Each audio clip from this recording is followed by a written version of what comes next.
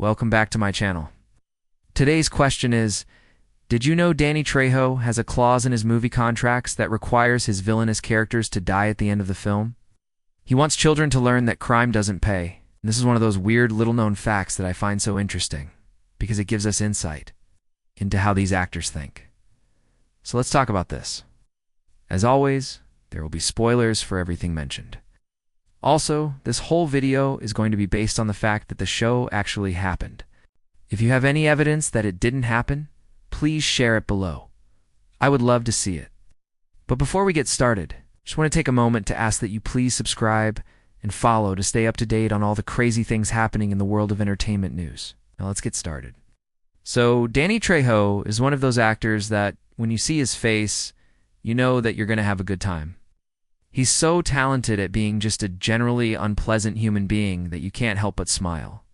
You've probably seen him in so many movies like From Dusk Till Dawn, Heat, The Devil's Rejects, Predators, Con Air, Desperado, Machete, Sons of Anarchy, Breaking Bad, and the list goes on. But even though he's played some very unpleasant people, off-screen he's actually quite different. If you've ever heard anything about the man, you would know that he is a walking miracle. After spending almost 30 years in and out of prison, getting caught up in gangs and drug abuse, he finally decided to change his life around, and now helps other people do the same.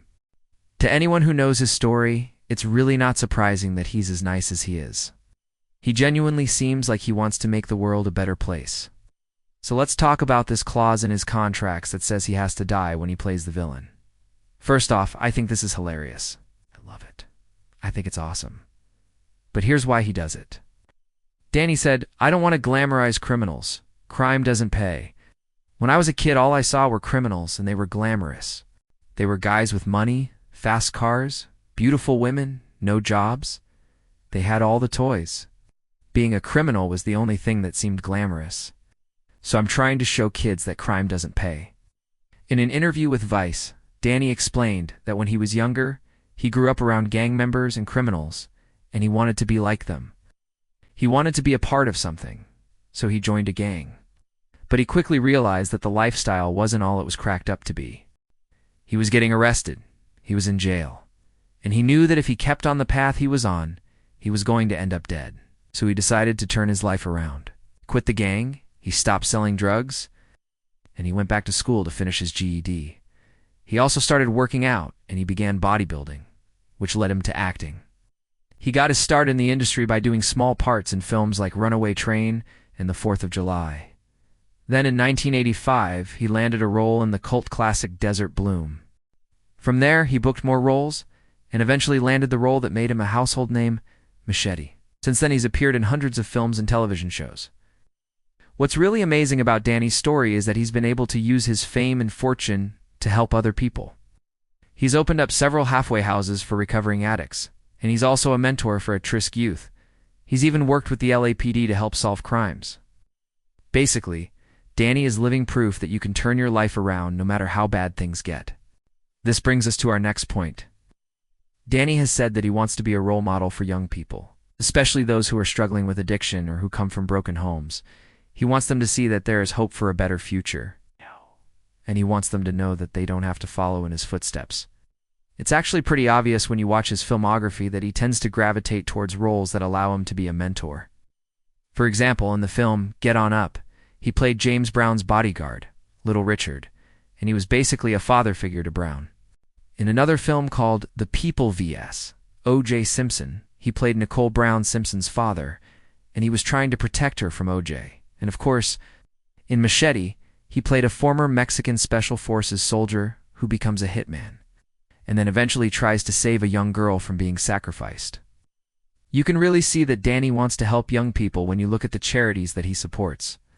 One of them is the Dream Foundation, which helps terminally ill adults fulfill their final wishes.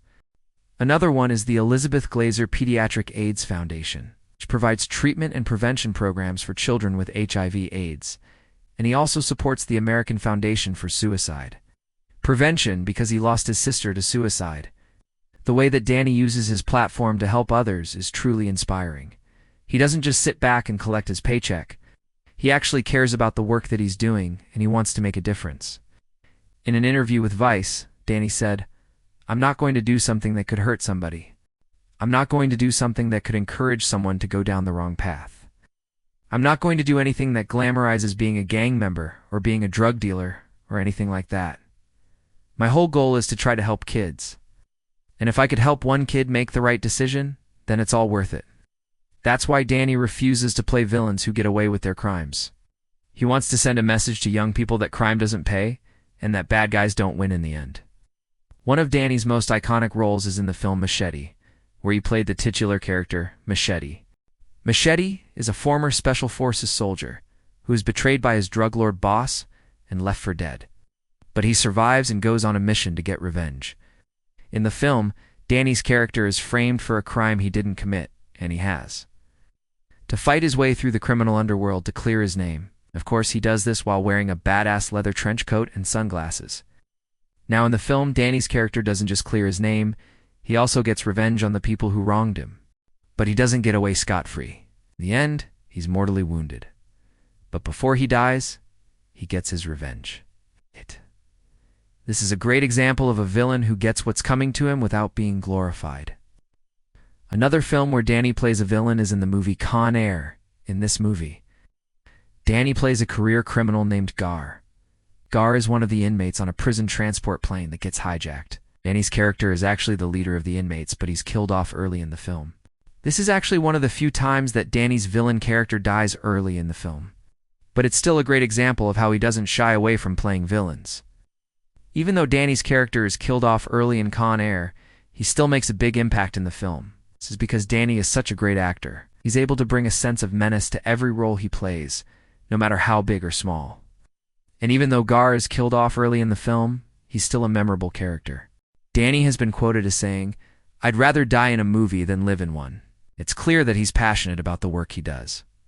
He takes his role as a storyteller seriously, and he wants to be part of films that make a difference. It's rare to find an actor who is willing to go against the grain like Danny has. Most actors are just in it for the paycheck and don't care about the message of the film. But Danny is different. He wants to be part of films that make a difference. Danny's commitment to telling stories that matter is admirable, and he's an example to other actors of how to use your platform to make a difference.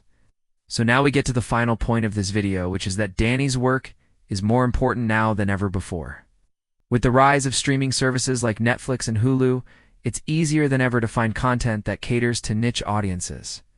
This means that Danny's films are reaching a wider audience than ever before. This gives him even more power to make a difference.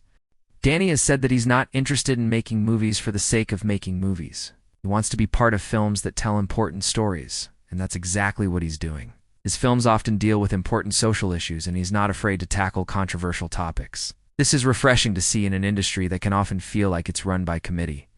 Overall, Danny Trejo is a true original. He's an actor who is willing to stand up for what he believes in, and he's not afraid to speak his mind. He's a role model for young people, and he's using his platform to make a difference. And that's why we love him. So what do you think of Danny's work? Let me know in the comments below. And if you liked this video, make sure to check out my others. Until next time.